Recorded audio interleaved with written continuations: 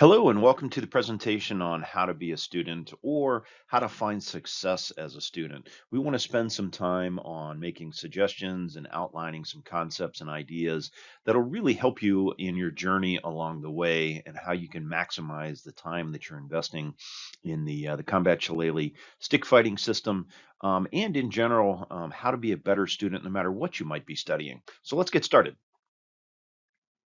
So as we look at the agenda for our discussion today, we are going to take a look at learning and motivation. We'll have a good discussion around commitment and what that means. We'll spend some time on how do you maximize the amount of time that you're spending either in live classes, live seminars, and or on your own when you're doing self-study for level one, level two, level three. And then we'll really want to dive into the role of the attacker and the defender and the expectations and the value that you get on either side of that equation. And then we'll move into how do you augment your learning along the way.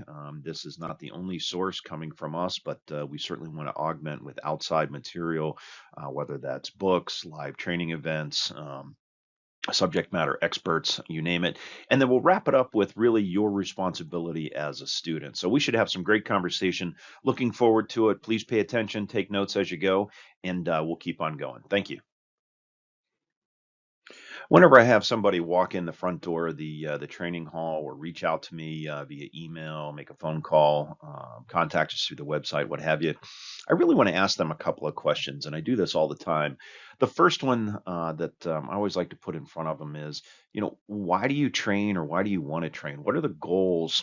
What are you trying to get out of it? And the answer can be very unique to you as an individual.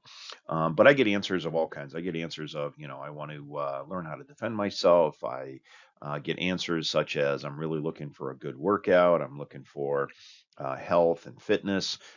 Or maybe it's something about self confidence or trying to grow as an individual. Maybe it's simply just learning new skills.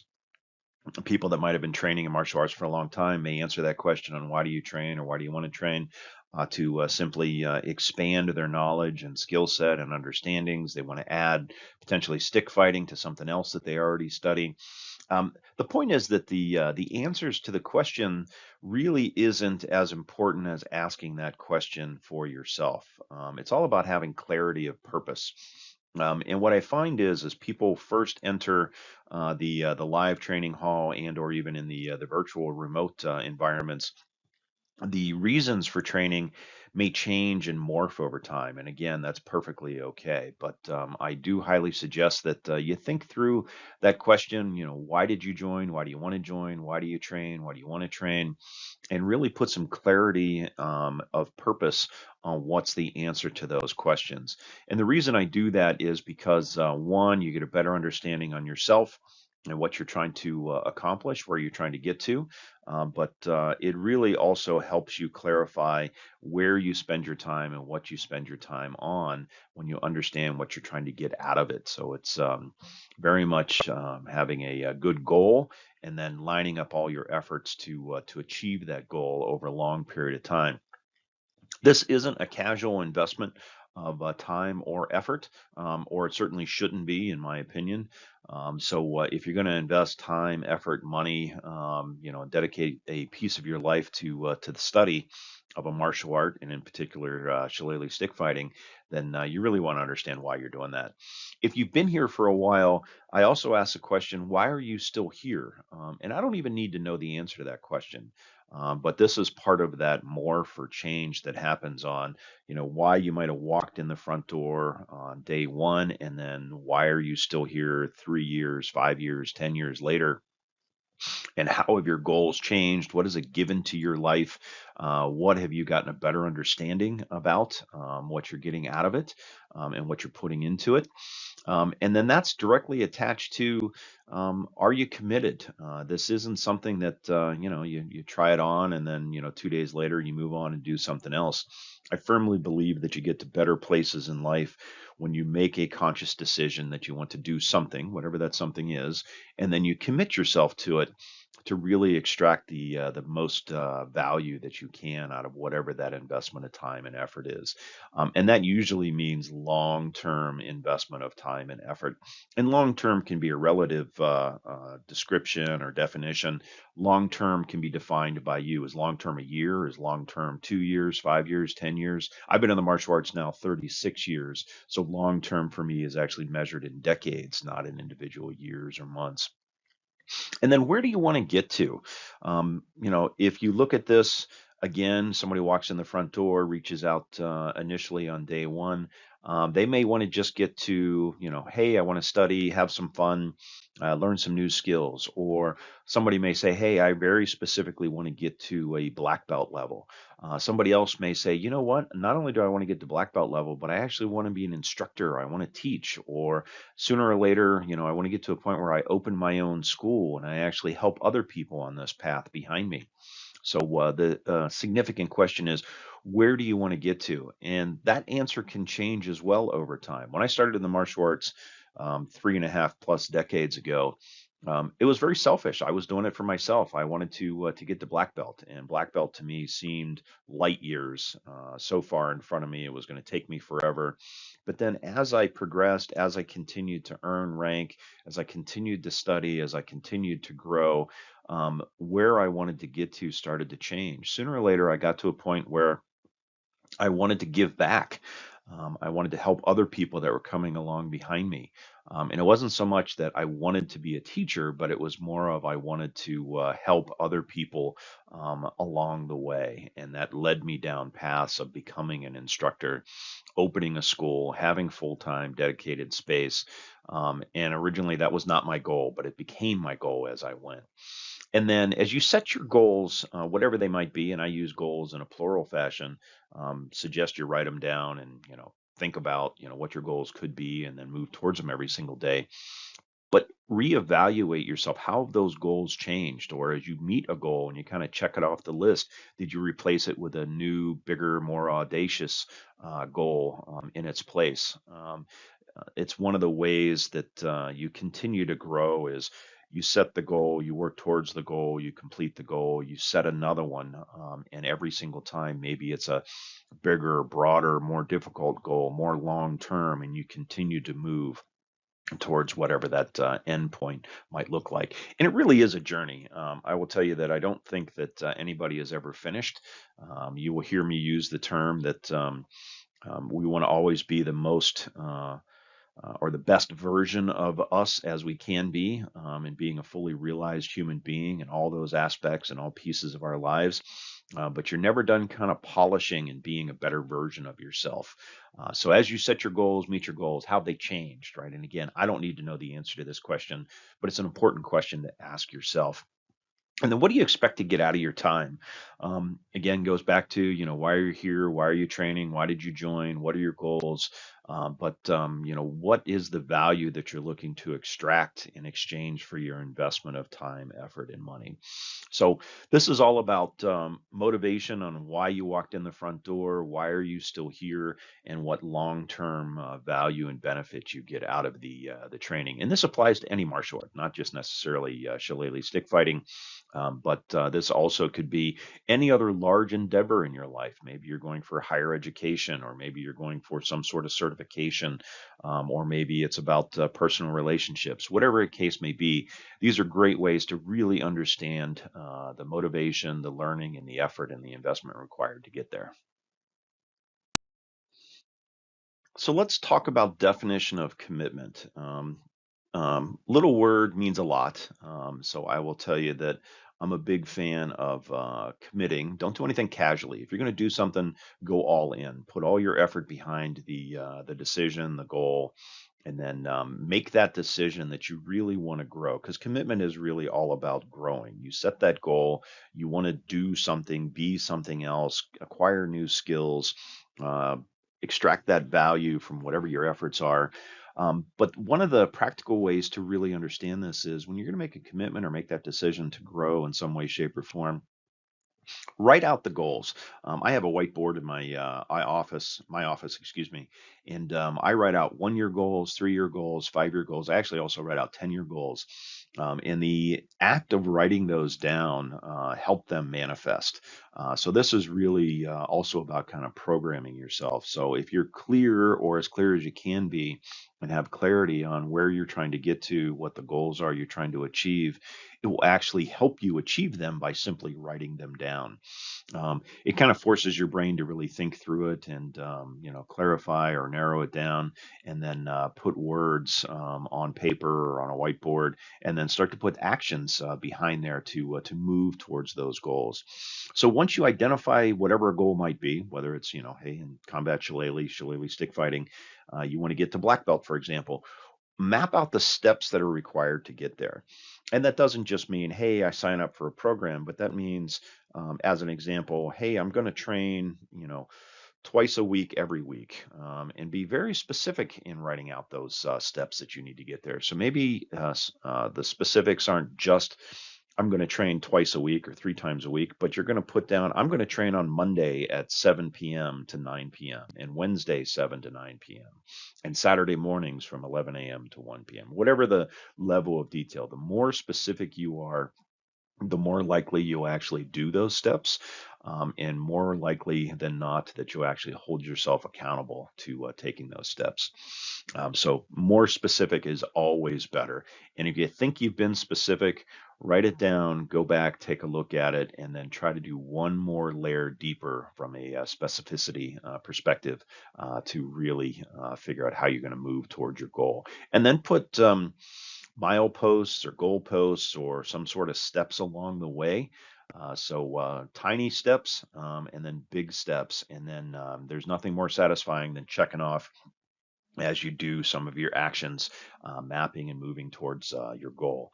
The other thing that I'd tell you is there's a Japanese term, it's kaizen, but essentially what it means is small incremental improvements on a consistent basis will move you further and faster in life in any endeavor towards reaching a goal than any other practice that I'm aware of. And what that really means is just taking one small step towards your goal every single day.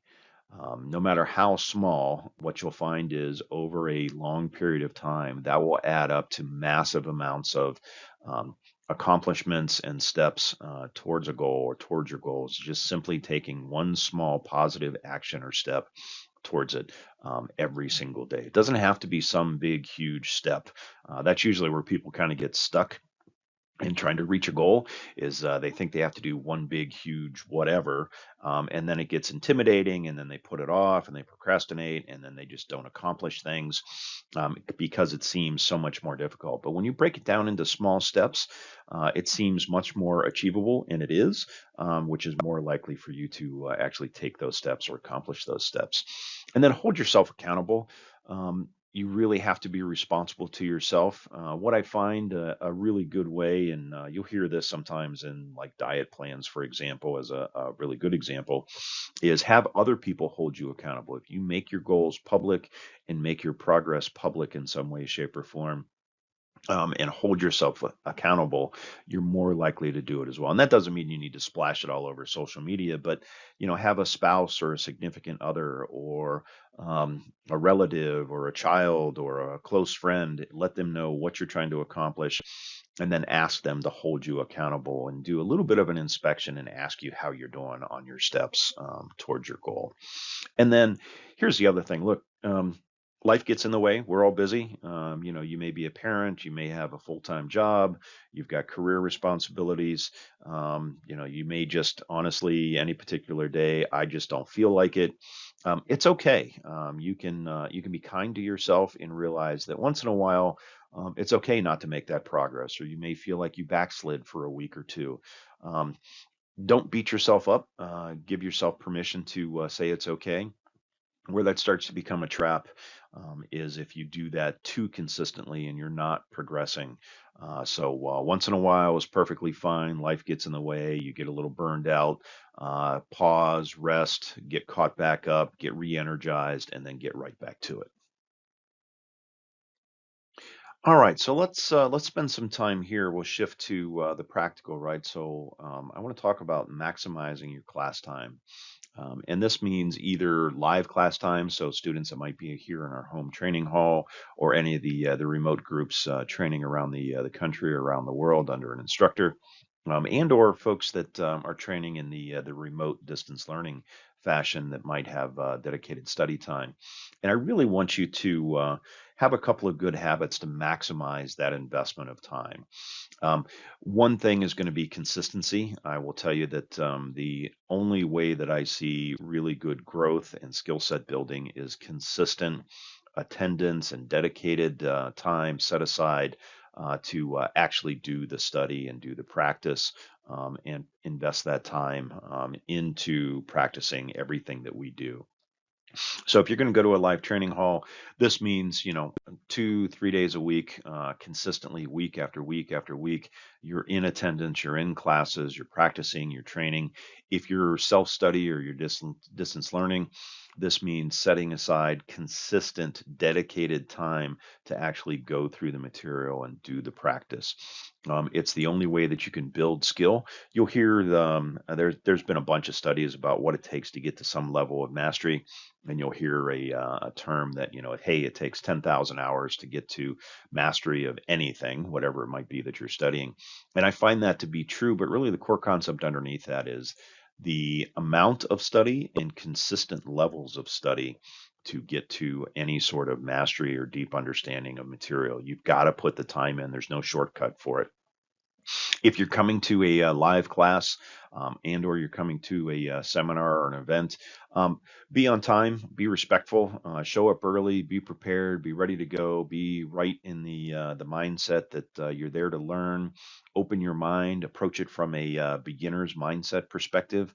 Um, that's really the best way to learn, and it will help you get the most out of any of those sessions.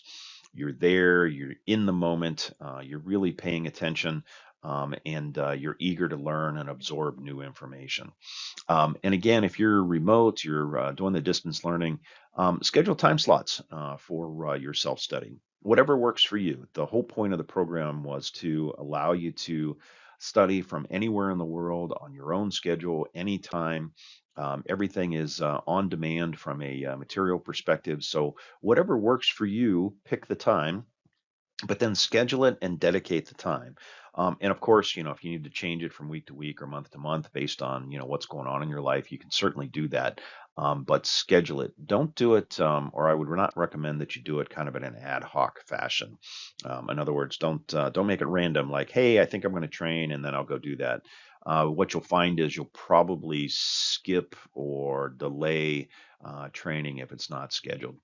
So schedule it, put it on a Google Calendar, put it on your phone, write it on the calendar on the wall, and then even if you have to move it later, again, the act of actually scheduling it ahead of time is going to make it more likely that you'll do it.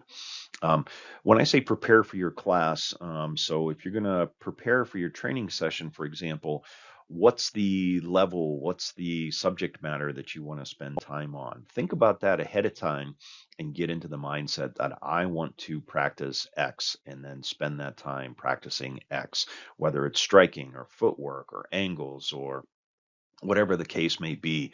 Come into it ahead of time with a little bit of preparation. Maybe go back and re-review notes from a previous session that you did to make sure that you're recalibrated and ready to go.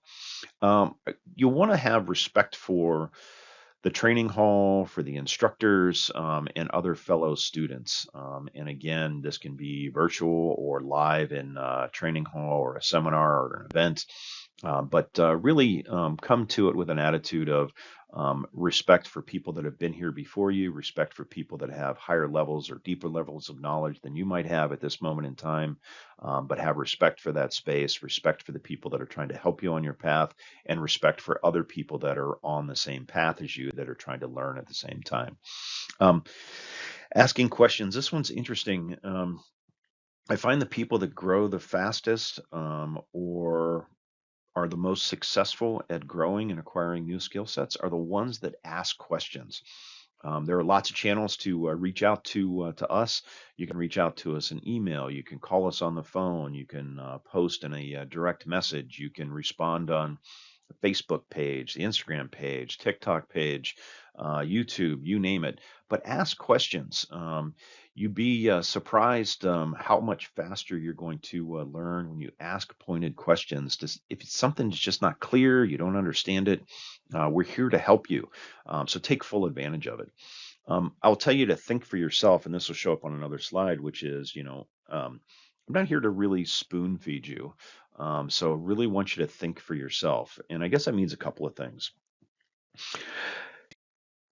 Peel apart the material that you're looking at. Don't just, wait for it to kind of, be fed to you at face value, but really think about it, look at it from different perspectives, kind of triangulate the information. It will help get the knowledge deeper into your brain and into your body when you're really taking ownership and thinking for yourself as you absorb information and practice it. If you're live in a training hall or a seminar or an event, get to where you can see. The on-demand video is designed to make it so you can see it really well, but live classes, when there's large groups, that may not necessarily be the case by default. So move around, get to an angle, find a space where you can actually see what's going on. And if you can't see, again, raise your hand, ask to get to a better spot, ask if you can come over, ask to have something repeated. Typically, we will show stuff from multiple angles on purpose. So you get a better understanding by seeing it different ways. See it on the left side, see it on the right side, see it from the front, see it from behind. So get to where you can see. It's your training. Get the most out of it. A big, big discussion that I have with students all the time is around note taking. So before class, during class, after class, write down notes. Anything that kind of sticks out in your brain as a new concept or a new idea that you picked up from a session, whether it's a remote session, whether it's a live session, doesn't really matter. But write it down. You should have a notebook that you're writing in all the time. Worst case, you can write notes in the student manual, but also a good idea just to get a generic notepad of some kind or a notebook of some kind, and then write down notes.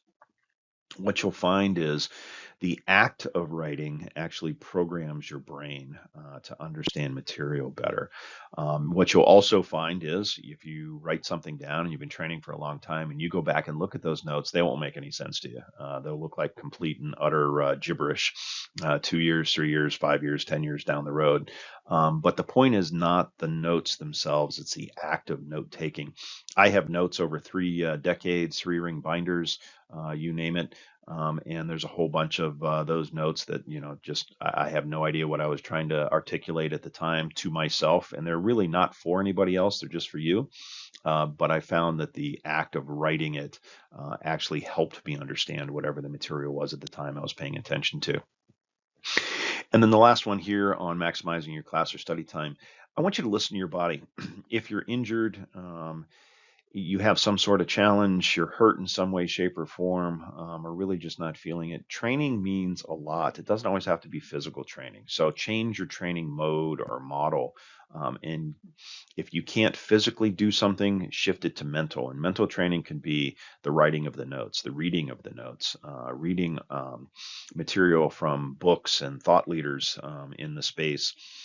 To add additional understanding or layers or depths of understanding. So there's always an opportunity to train in some way, shape, or form, but don't just assume that it has to be physical all the time. You really need to train in mind and body. So inherently, what we study and what we teach has an attacker and a defender role. So you're either delivering strikes or defending against strikes, for example. And both sides of that equation, when you're training with a partner, has very specific roles and massive amounts of value. And a lot of times, what we'll find in live classes or seminars, people will be very focused on, oh, if I'm the defender, right, I need to do X, Y, and Z, and the person that's acting as the attacker is really just like, hey, it's not my turn yet. I'm just going to deliver some sort of strike, and they're going to do their thing, and I'll just wait for my turn. And they kind of zone out or tune out. But both people need to pay attention because both roles are really critically important, both in delivering a proper attack as well as defending against a proper attack. But let's start with one of the simple but powerful concepts. Anytime you're either looking at material in a remote fashion or distance learning, or you're at a live event or seminar, and there's a particular concept or idea that's presented to you, and you want to go and practice it, stay in the box. And what I mean by that is don't add anything to it, don't change it. Simply do what you saw or what you thought you saw, and go practice it to the best of your ability and try to recreate it and repeat it as accurately and as closely as possible. Typically, what we'll find is people that either didn't pay attention or aren't sure, they'll start making stuff up, and they'll go down all these rabbit holes and alleyways, and they're not staying in the box, and they're not trying to repeat or recreate what they saw. The whole point when something is shared with you and you're told to go do X. Don't do X plus Y. Don't do Z. Don't do, something else.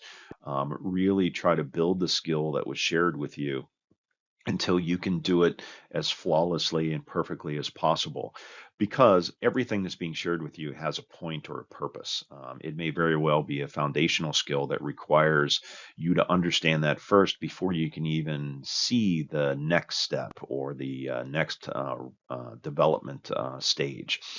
So if you skip it, if you change it, if you don't do it properly, you're really just going to get behind the curve. So stay in the box, don't make it up, do what you see, and try to repeat it or recreate it as accurately and faithfully as possible. I'll tell you that observation is a skill. So that is tied directly to that first point, which is to be able to do something, you need to be able to see it first. So be focused, be in the moment, and then really, really pay attention to what's going on and all the details. What are the angles? What are the footwork? How do they turn their body? um, what are the the hand placements, whatever the case may be. Observing what you're seeing at a deep level is going to help you be able to repeat it and build those skills. um, when we're practicing with another person, I want to have some light resistance. So people will talk about pressure testing, and I think there's a progression that we should all be going through. One, you'll start doing stuff on your own. So at a beginning level, or at a base level, you may not even have a partner. You're really just learning kind of gross motor movements. And then when you start to train with a partner, they're going to deliver something, but it's going to be a light resistance. So if somebody's putting a lot of strength or power into it, essentially at an early phase or an early level of understanding, nobody learns that way, neither the attacker nor the defender, if really people are just kind of like, hey, let's go. Once you build the skills, you can increase speed and tempo, you can increase pressure from a pressure testing perspective, and then eventually you get to kind of free or open, training. You'll hear in other martial arts the term randori, which is an open training where anything can go. But you can't get there unless you build those basic skills first. And one of the best ways to build basic skills is not only do them properly, but also do them with some light resistance. And then you increase that or turn that up as you go. Um, Perform your role. If you're the attacker, pay attention, be in the moment, deliver a proper attack. You're not doing anybody any benefits, or you're not helping them if you're doing something half-assed, right? So pay attention, do it properly. Don't overdo it either. We typically will have a very particular cadence or pacing that we will perform any particular subject matter on, because that is the pace that is a good choice to learn the first time. Then later we can always speed it up. Again, as we talked about earlier, both roles are critical. Both roles build skills. There are skills inside of both roles, attacker or defender. So make sure that, again, you're paying attention and you're investing that time and effort to do that properly. And then take care of your partner. We want to be safe. We don't want to beat the crap out of somebody else. There's no reason for injuries if we're going to train properly. One of the safety valves that we say is you can do pretty much anything as long as you do it slowly. So speed is our safety valve. So typically we don't wear a lot of pads. We will once we do something full speed or we're doing open training. But really, you want to actually hit targets. You want to do proper strikes, proper blocks, proper body manipulation. And as long as you do it in a slow pace, both people can be safe. So take care of your partner. And then look, we're all adults here. Speed kills. Joke I usually use in live classes or seminars is just like bad sex, going fast doesn't make it any better. So slow down. When people get amped up or they get really excited, they have a natural tendency to speed up anyways. So you may find yourself going really, really fast. Speed glosses over a lot of errors in whatever the skills are or the techniques that you're trying to accomplish. So slow down. If you think you're going slow, slow down even more. Because again, once you get adrenalized, you can always speed it up after the fact. And then I'm going to repeat this: observation is a skill. Pay attention to what you see. Don't just jump right to, okay, I got it, let's go practice. Really look at as much of the details as you can see and then go out and repeat it and try to do it to the best of your ability.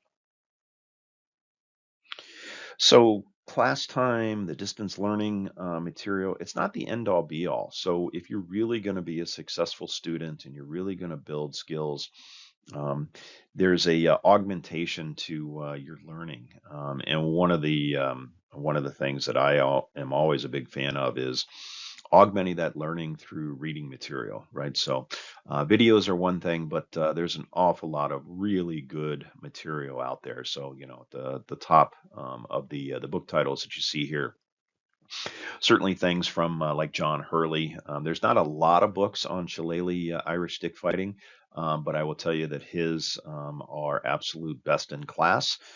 He's a trusted source, so highly recommend you have all of his books at the very least. And I think there might be another fifth one or a sixth one he's got out now that you can get your hands on. Some of these other ones you see here, look, we're a combative system. And this means that we're defending against violence and delivering violence against somebody else. So, understanding real world violence, I think, is a critical skill set. And again, there's some thought leaders in this space that highly recommend. I've trained with and can't say enough good things about Rory Miller and Mark McYoung. They have a vast library of books. Every single one of their books is highly recommended from us. If you don't have them in your library, go read them. It will change your outlook and understanding on real world violence, who perpetrates it, why it happens, where it happens, how to mitigate it, how to defend yourself.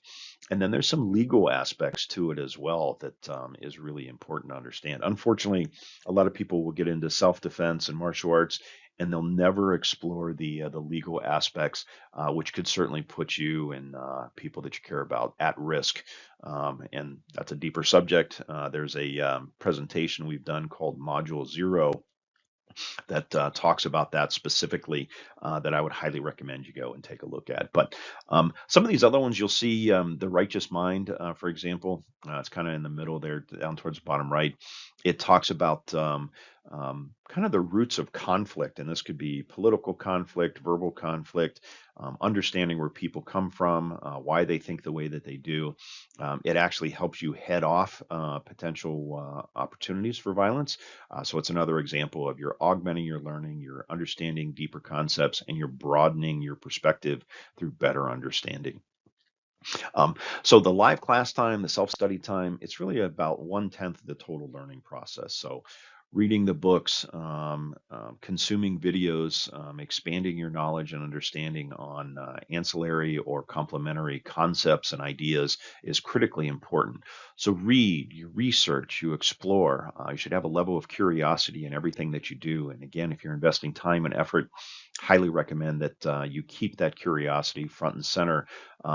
These are such deep subject matters. You can spend a lifetime and should spend a lifetime really trying to understand them.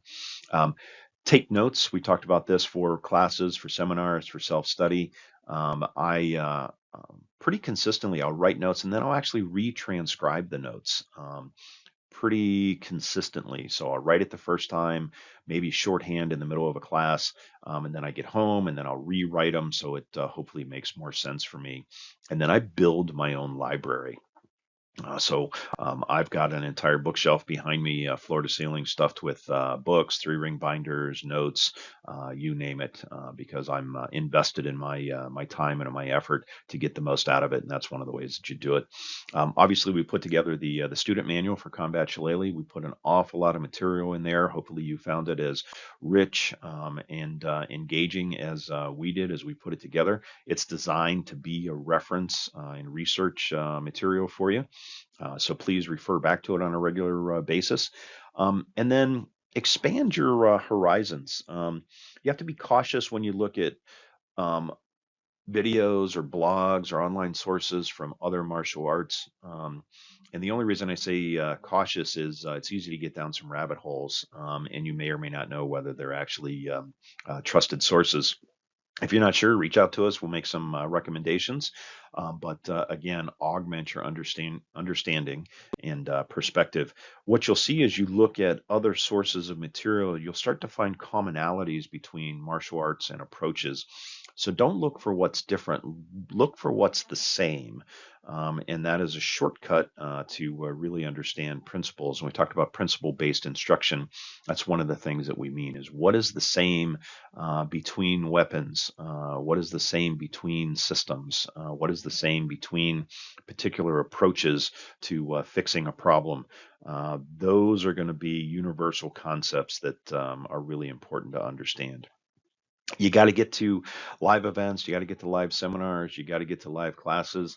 The distance learning is designed as a convenience, but there's no substitution for live person on person training. So anytime that you can, please put it on your calendar, make the effort, get to a seminar, get to live class, host us in your backyard. It's really one of the only ways to get to deep, deep levels of understanding. And then I referenced it, but really I just call it out again, complementary subject material, and I've referenced some of that here on these books. The Understanding Violence, for example, it's not stick fighting per se, but if you're going to do stick fighting against another person, then understanding how did I get there? Is it appropriate? What are my legal ramifications? It's complementary subject material that's really important to understand. So invest in yourself, augment your learning. You'll get to better places in a shorter amount of time when you do that. So let's talk about your responsibilities as a student. Um, I'm going to make a statement, and it may sound harsh, but look, you're an adult. Act like it. And what I mean by that is, don't expect to be spoon-fed. If you were, a 10-year-old kid, then somebody else would tell you what to do, how to do it, and you would just kind of nod your head and go, "Oh, okay." But if you're an adult, you're going to take responsibility for your own training. You're going to invest your time. You're going to set your goals. You're not going to take anything casually. You're going to put the real effort into it. So you're an adult. Act like it when it comes to your training. Um, and that means you're responsible for your training. I'm not responsible. None of the assistant instructors that you may encounter or spend time with, they're not responsible for your training. They're helping you, but at the end of the day, it's up to you to invest the time. It's up to you to try to get the most out of it. It's up to you to see if that lines up with your goals, and it's up to you to make sure that you continue to take progress against those goals every single day to move you forward. Everybody else is just either a resource or they're here to try to help you along the way. And you're really going to get out of it what you invest in it. The more you invest, the more you take it seriously, the more amount of effort that you expend, it will pay back in spades and dividends. And it's just one of those universal truths in life that the more you put in, the more you get out. There's just kind of this circular, energy to the system that if you put a lot of effort into it, you're going to get a lot of value out of it. And that holds true in anything that you're doing in life, whether it's education, whether it's career, whether it's personal relationships, or the study of martial arts. Um, Invest the time and the effort, take it seriously. Don't be casual. Either do it or don't do it. Pick one, is really how I kind of put that into perspective. And then we said this earlier, but speak up, ask a question. If something's not clear, you're not sure, or you think you understand, but you want to just bounce the idea off of, you want to triangulate a little bit, ask the questions. Again, everybody is here to help you. And if you're responsible for your own training and have that positive attitude about it, asking questions will start to become very naturally because you're trying to understand it better. And the best way to do that is simply ask. When you're training with another student, if you're not an instructor, share your perspective, share what you think you saw, share um, what you think you understand, but don't teach. And there's a fine line there. This usually happens when I see students that are, a little more advanced, but they're not quite instructor level, and they're training with somebody that maybe is a newer student. And they naturally want to try to teach that other student. But you're not teaching because you're not certified as a teacher. You can certainly share, you can certainly help, you can steer them in the right direction, you can share your perspective, you can show them maybe where you understand something a little bit better maybe than they do, but try not to teach or fall into that trap of teaching. You'll get there sooner or later. You get to assistant instructor, instructor, master levels, and then you're certified to teach, and then it's an entirely different ball game. Um, Help one another if you're training with a partner. So, give them feedback. Hey, this is what I thought I saw. This is what you were doing. Or hey, I want to pause for a second. Tell me, am I at the right angle? Did that work? Did that not work? What could I do differently? Help one another in training. You'll get again further and faster by offering that assistance back and forth. Document your progress. We have testing forms. You've got the student manual. So you want to document your progress as you go, whether it's your own personal note taking, whether it's just writing scribbles into the student manual. But self-identify where you have gaps. So if there's a piece that you just don't understand, or you feel like you don't understand it really, really well, call those out to yourself, call those out to us as instructors, and ask for that additional assistance to make sure that you're really getting your hands around it, and you fill the gaps and you build the skills as you go. Communicate any of your injuries. Look, you don't want to get hurt to begin with, so that's why we want to take care of one another when you're training live or with a partner. And that's why we use the speed as the safety valve to make sure that we minimize or mitigate any potential for injuries. But if you have one, whether it's from training or from something else in your life, let your fellow student know, let your instructor know, let the person hosting or running a seminar or an event know. And if you're not comfortable doing something, then simply sit it out. We talked about training can certainly be mental. It doesn't always have to be physical. So if there's something you either don't feel comfortable with or don't feel that you can perform without causing additional injury, sit on the sidelines, take notes, observe, don't go to the event if it's something very significant or serious. Read a book. There's always ways to train, but communicate any injuries that might come into play. It's the only fair way to engage with a partner or an instructor. And then the training hall or your own dedicated home training space.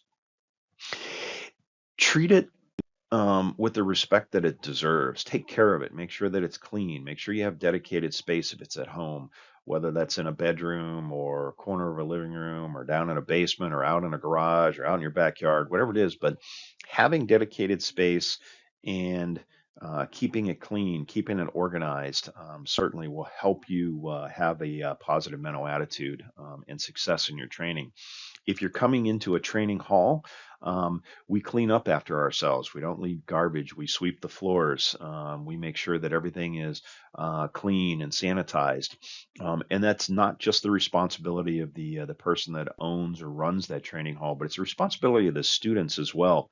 I will tell you that having traveled internationally to study with some high-level martial arts in their home training halls or dojos, people would almost fight for the privilege of being able to show respect through cleaning up at the end of a class, sweeping the floor, mopping the floor, organizing and putting all the training weapons back on the racks on the walls, whatever the case may be. But you're paying respect to the space, you're paying respect to the instructors, and you're also paying respect to yourself and your fellow students when you take care of the training space, whether it's a training hall or your own home space that you train in. So look, we've spent a lot of time together. Hopefully, you got value out of the discussion. I wish you nothing but success and happy training. Have a blast. This is such a fun art to learn. I've been doing this now for years and years in martial arts. Again, 36 years and counting. It never gets old. It's always interesting. There's always something new to learn. There's always another layer to peel back. But hopefully, this helps you maximize the opportunity, the learning, and hopefully get you to very high levels of success as a student. Looking forward to seeing you at a event or a seminar or hosting us in your backyard. So we will see you on the mats. Have a great day.